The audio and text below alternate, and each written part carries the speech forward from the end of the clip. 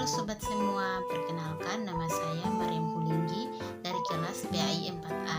Di sini saya akan menjelaskan materi tentang evaluasi pendidikan. Evaluasi merupakan kegiatan terencana untuk mengukur menilai keberhasilan suatu program. Evaluasi merupakan cara terbaik untuk menguji efektivitas dan produktivitas. Kata evaluasi berasal dari bahasa Inggris, yaitu evaluation, yang berarti penilaian atau penaksiran. Dalam Kamus Besar Bahasa Indonesia, evaluasi juga mempunyai arti yang sama, yakni penilaian. Dalam pendidikan, evaluasi pembelajaran adalah suatu proses menentukan tingkat pencapaian tujuan pembelajaran yang telah ditentukan sebelumnya melalui cara yang sistematis. Siapa yang dievaluasi? Yaitu peserta didik. Mengapa evaluasi perlu dilakukan dalam proses pembelajaran? Evaluasi pembelajaran sangat penting dilakukan untuk mengetahui efektif atau tidaknya suatu sistem pembelajaran yang diterapkan oleh tenaga pendidik.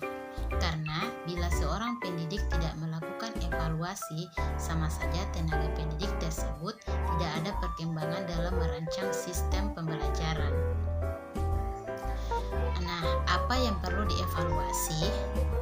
Dalam proses belajar mengajar, evaluasi tidak hanya perlu dilakukan untuk mengetahui hasil belajar. Evaluasi atau penilaian juga perlu dilakukan untuk menilai proses pengajaran yang telah dilakukan oleh guru. Evaluasi untuk mengetahui hasil belajar bisa digunakan untuk acuan mengetahui perkembangan atau kemajuan belajar siswa.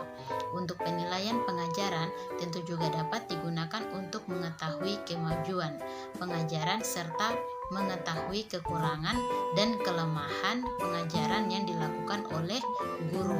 Dengan demikian, guru dapat memperbaiki sistem mengajar yang dipakai olehnya, sehingga kemampuan dan kualitas mengajar guru dapat menjadi semakin baik dan semakin meningkat. Nah, dalam evaluasi pengajaran, banyak hal yang perlu untuk diperhatikan.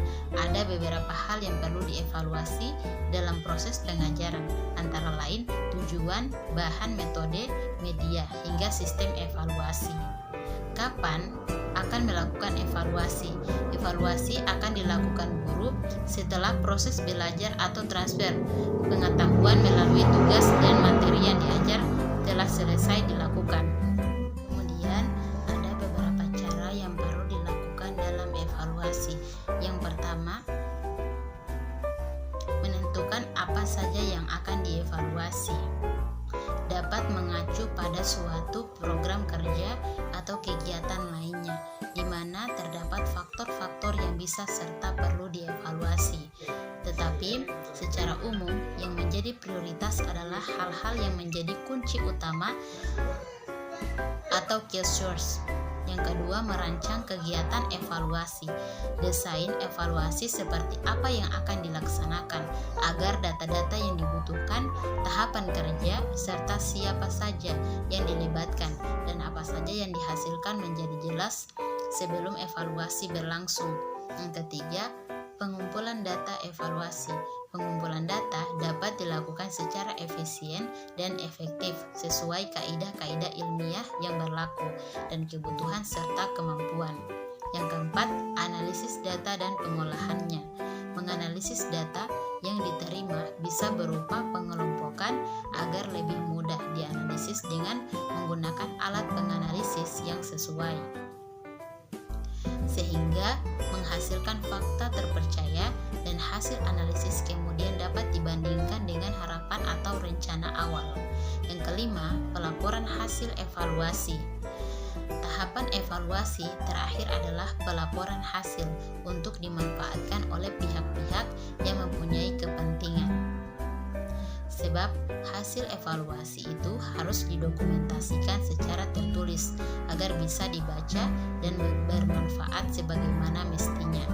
Kemudian, 4 komponen dalam evaluasi. Yang pertama, pengukuran.